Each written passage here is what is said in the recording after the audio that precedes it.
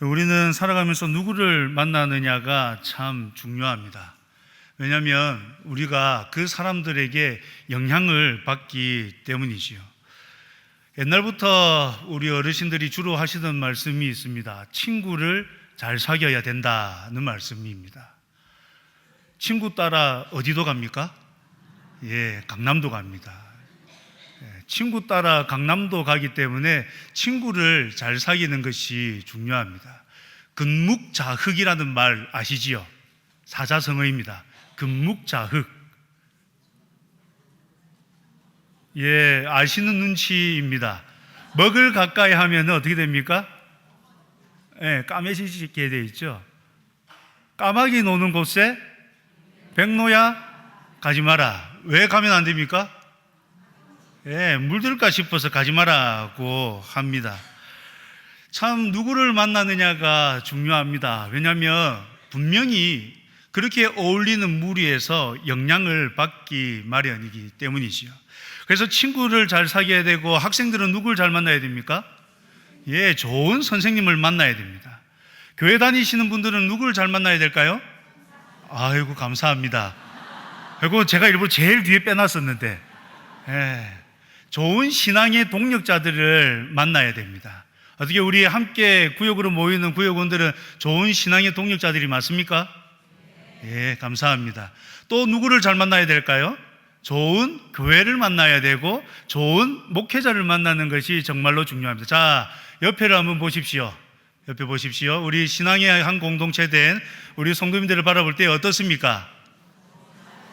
좋습니까? 그러면 표현을 좀 해주시죠. 어떻게 표현하시겠습니까? 당신을 만나니 너무 좋습니다. 너무 행복합니다. 감사합니다. 우리는 정말로 좋은 교회, 울산교회를 다니고 있습니다. 좋은 믿음의 동력자들과 함께 신앙생활을 하기에 우리의 신앙생활은 너무나도 좋고 행복한 것 같습니다. 앞에서 바라보는데 이렇게 아이스브레이크를 하는데 너무 표정들이 밝으십니다. 이게 너무나도 좋은 교회를 다니고 있는 증거라고 생각이 됩니다. 참으로 우리 성도님들은 좋은 교회를 다니고 있습니다. 이렇게 좋은 교회를 다니는 우리는 만남의 복을 먼저 풍성히 누리고 있는 것 같습니다.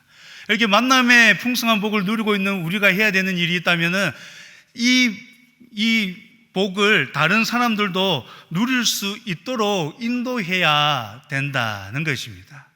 오늘 우리는 요한복음 4장의 말씀을 함께 읽었습니다. 요한복음 4장의 말씀은 너무나도 잘 아는 말씀입니다. 예수님께서 지금 어디를 지나가고 계십니까? 사마리아를 통과하고 계십니다.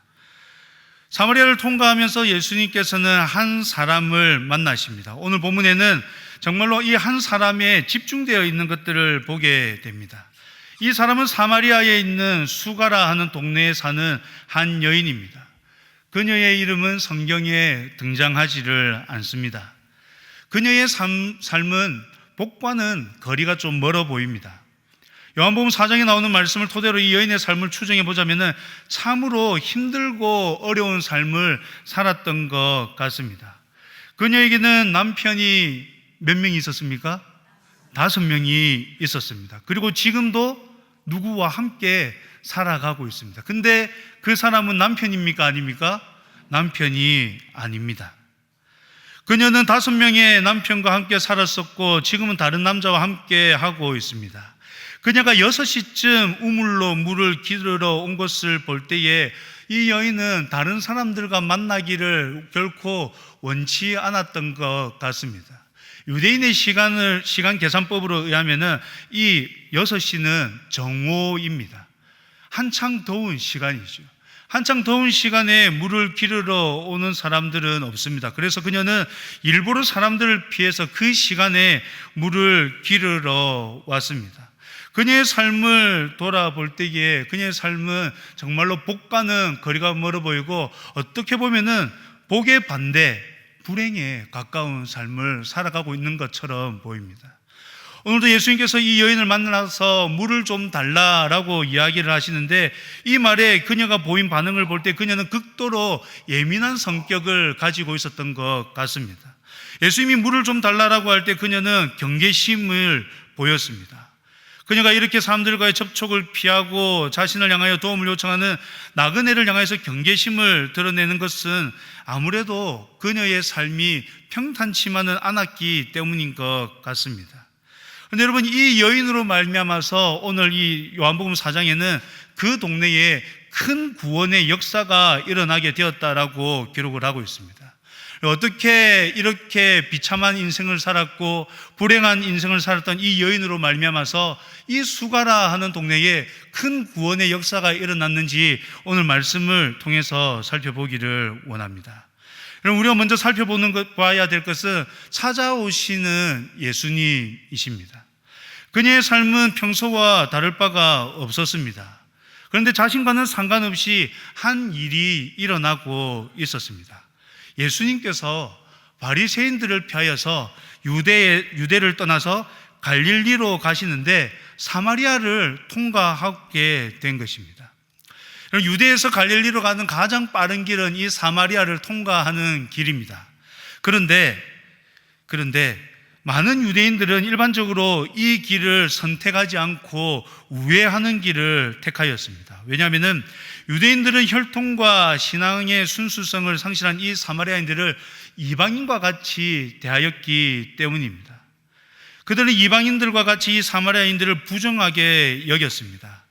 그런데 예수님께서는 지금 유대인들의 이러한 금기를 깨고 굳이 사마리아 땅을 통과하는 길을 택하고 계십니다. 제자인 요한은 예수님의 이 길을 선택하신 것이 우연이 아니다라고 말을 합니다. 예수님이 이 길을 선택하신 것은 하나님의 이끄심이었습니다. 예수님이 이 길을 선택하신 것은 단순히 더 빨리 유대에서 갈릴리로 가기 위함이 아니었습니다. 예수님이 이 길을 선택하신 이유는 철저하게 하나님의 이끄심이었습니다.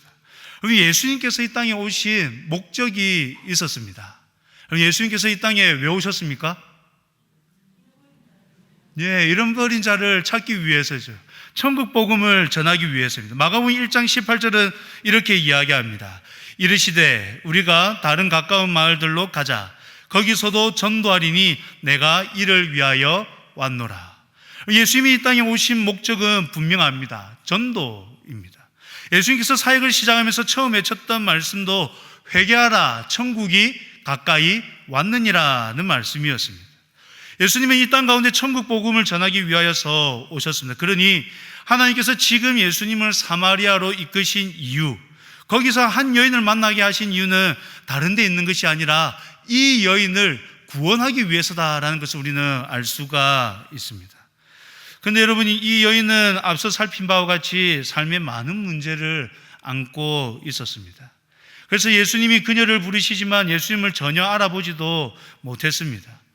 예수님이 먼저 그녀에게 말을 거셨지만 그녀는 도무지 예수님을 알아보지 못했습니다. 오히려 아무도 없을 줄 알았던 그 시간에 사람을 만남으로 인해서 경계심만 더 높아지게 되었습니다. 그런 그녀를 향해서 예수님께서 계속 말씀하십니다. 여인은 물 좀 달라고 하시는 예수님의 말씀에 예수님이 유대인인 것을 알고는 유대인이 사마리아인과 상종하지 않는다라는 것을 이야기하면서 예수님이 하시는 일에 오히려 의구심을 품고 경계를 더 높여가고 있는 것을 보게 됩니다. 이미 우리가 살펴보고 아는 것처럼 여인의 말을 통해서도 알 수 있는 것처럼 당시 유대인과 사마리아인들은 상종하지 않았습니다. 이 상종하다라는 말은 헬라어 단어로 하면은 함께 사용하다라는 뜻을 가지고 있습니다. 그러니까 유대인들은 이 사마리아인들을 이방인과 같이 부정하게 생각했기 때문에 무엇인가를 함께 사용하는 일이 없었다라는 겁니다. 그런데 지금 예수님께서 유대인으로서 사마리아 여인에게 물을 좀 달라라고 하고 있으니 이 여인의 경계심이 점점 더 높아가는 것은 어떻게 보면 당연한 일같이 보입니다. 이 여인의 반응에 대하여 예수님께서는 이렇게 이야기하십니다. 내가 만일 하나님의 선물과 또 내게 물 좀 달라 하는 이가 누구인 줄 알았더라면 내가 그에게 구하였을 것이요 그가 생수를 내게 주었으리라고 말씀을 하십니다. 이 말씀 속에서 예수님은 자신이 하나님의 선물이고 생수다라고 말씀하고 계십니다. 처음에 예수님께서는 이 여인에게 가서 뭐라고 말씀하셨습니까? 물을 좀 달라라고 이야기하셨습니다. 먼저 그녀에게 오히려 예수님께서는 무엇인가를 구하셨습니다. 물을 좀 달라라고 오히려 그녀에게 한 가지 요청을 하셨습니다. 근데 대화가 이어지면서 예수님께서는 무엇을 이야기하고 계시냐면은 자신이 하나님의 선물이고 자신이 생수다라고 이야기를 하고 계시는 것입니다. 예수님께서 이렇게 이야기하시는 것은 어떻게 보면은 이 여인을 향한 초대입니다. 경계심을 가지고 어찌해야 할 바를 알지 못하는 이 여인을 향한 예수님의 초대인 것이죠. 여인은 예수님의 말씀 앞에 주여라고 부르기 시작합니다. 근데 이 주여라는 말은 그냥 일반적인 남성을 높여 부르는 존칭일 뿐입니다. 경계심이 그래도 조금 허물어졌다는 것을 이 주여라는 표현에서 알 수가 있죠. 예수님은 그런 상황 가운데서 계속해서 신적 정체성을 분명히 나타내시면서 이 여인에게 자신이 어떠한 분이신지를 드러내기를 원하셨습니다. 그러나 이 여인은 좀처럼 예수님이 누구신지를 알지를 못했습니다. 예수님께서는 이 여인을 만나기 위해서 찾아가셨고, 예수님께서는 이 여인을 만나셨고, 예수님께서는 이 여인에게 자신이 어떠한 분이신지를 드러내셨습니다. 그러나 이 여인은 좀처럼 예수님을 알아보지를 못하고 있습니다. 그런 가운데에 예수님께서는 결코 포기하지 않으십니다. 예수님은 끈질기게 이 여인이 자신을 알아보도록 인도하고 계십니다. 계속되는 대화를 통하여서 이 여인은 예수님을 가리켜서 주여라고 불렀다가 그 다음에는 선지자라고 부르기 시작합니다. 자신의 형편을 알고 있는 이 예수님을 보면서 선지자라고까지 이야기하는 데 이르렀던 것이지요. 근데 예수님은 거기에서 멈추지 않으십니다. 그 여인에게 더 깊은 대화의 자리로 이 여인을 이끄십니다. 그래서 여인이 이제 예수님께 한 가지 질문을 던집니다. 그것이 예배와 관련된 질문입니다. 우리 조상들은 이 산에서 예배하였는데 당신들의 말은 예배할 곳이 예루살렘에 있다 하더이다. 예수님은 이 여인의 질문에 대답해 주십니다. 우리가 잘 아는 말씀인데 우리가 함께 한번 읽어보겠습니다. 시작. 너희는 알지 못하는 것을 예배하고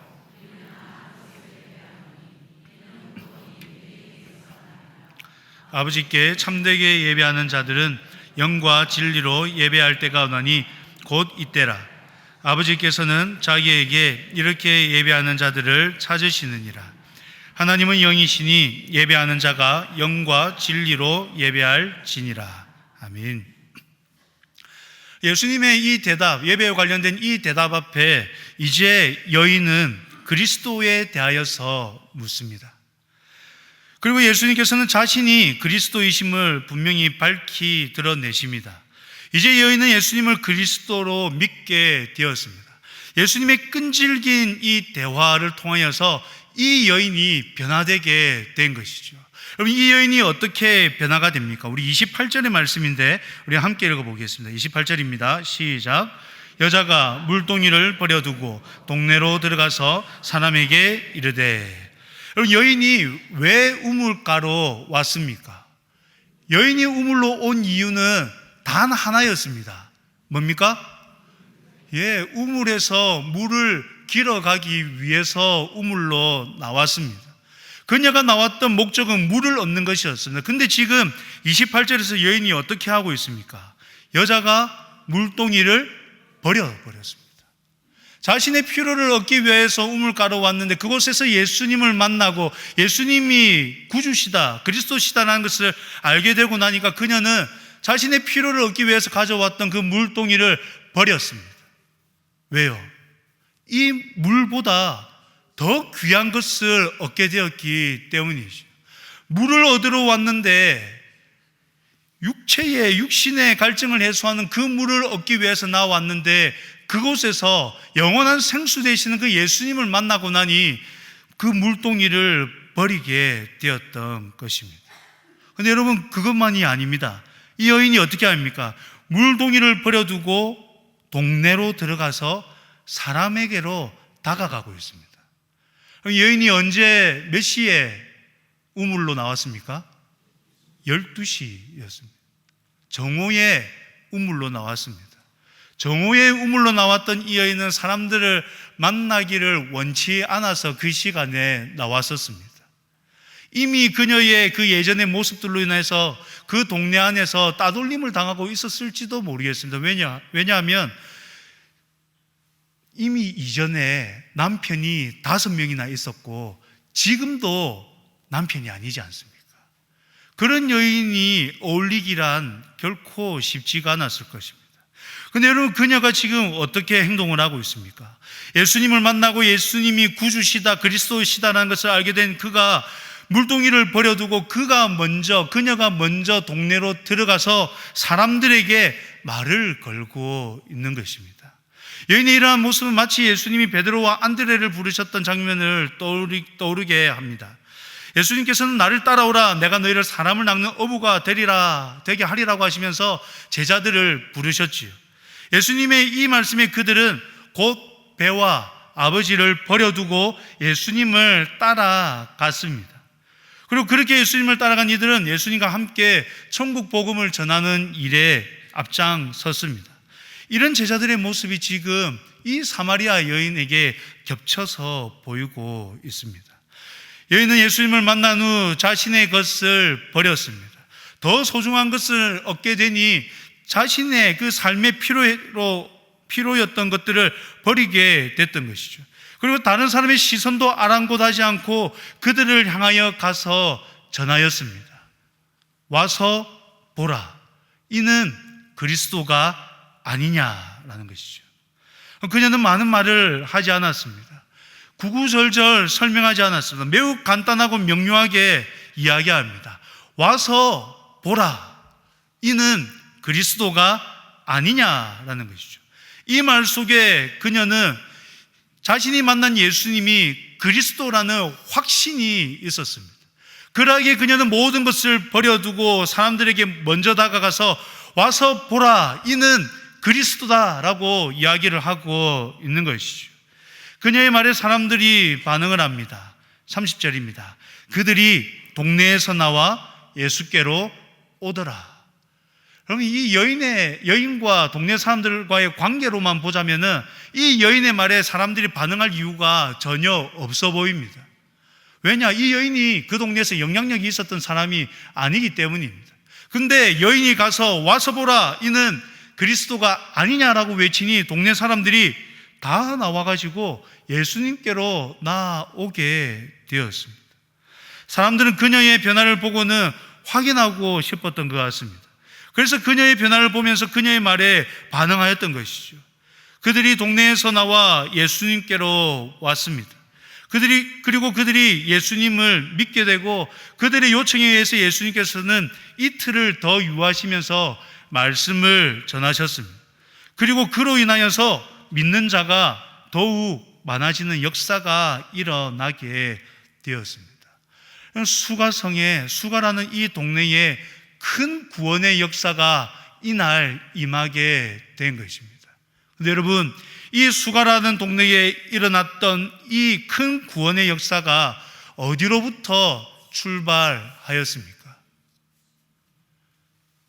제일 앞으로 가면은 당연히 예수님으로부터 출발하였죠.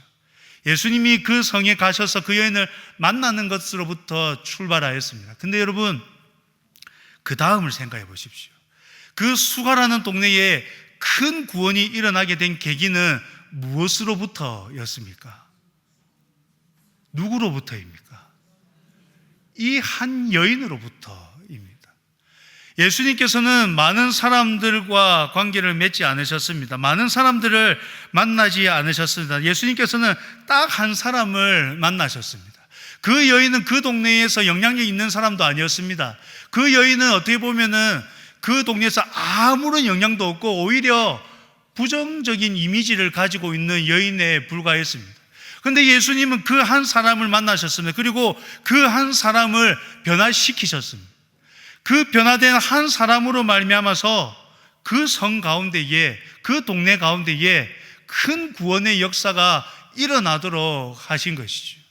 여러분, 하나님께서는 수에 많고 적음에 영향을 받지 않으십니다. 예수님께서는 여러분 한 사람만 있으면 충분합니다. 이 수가라는 동네에 큰 구원의 역사가 일어나도록 함에 있어서 우리 예수님에게는 많은 사람이 필요하지 않았습니다. 이 한 사람이면 충분했던 것이죠. 정말로 예수님을 만나고 정말로 예수님을 만나 그리스도라고 고백하고 그 기쁨을 못 이겨서 나가서 전하였던 그 한 사람, 정말로 삶이 변화되어서 그 기쁨을 주체하지 못하여서 와서 보라 이는 그리스도가 아니냐라고 외쳤던 그 한 사람이면은 충분했던 것이죠.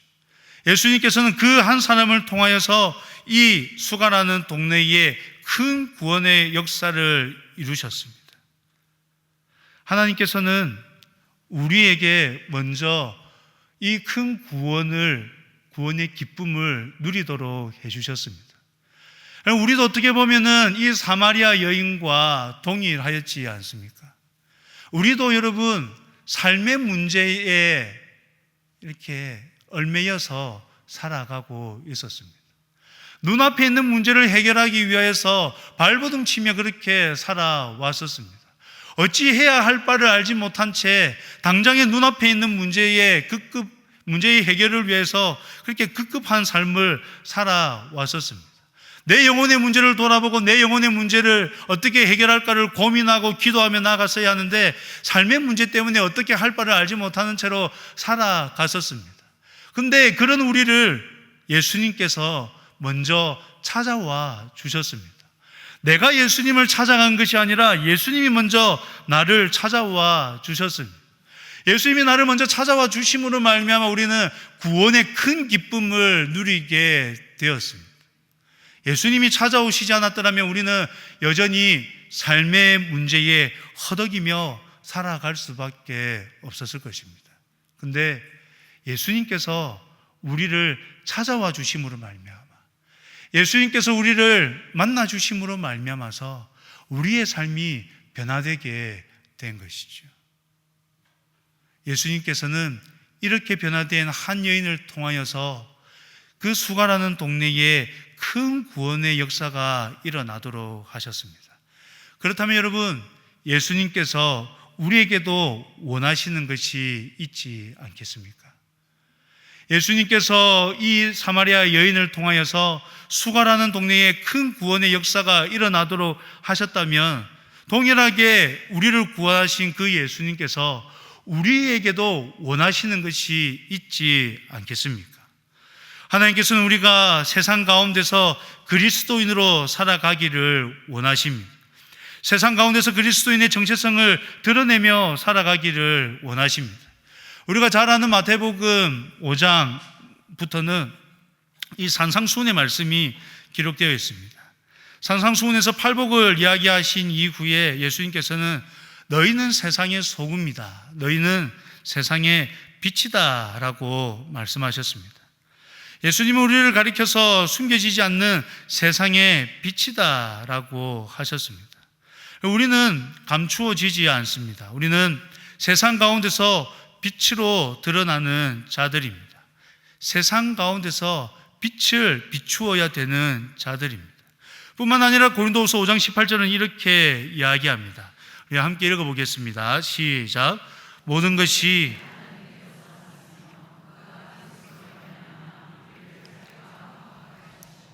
또 우리에게 화목하게 하는 직분을 주셨으니, 여러분, 하나님께서 우리를 그리스도로 말미암아 우리를 하나님과 화목하게 해주셨습니다.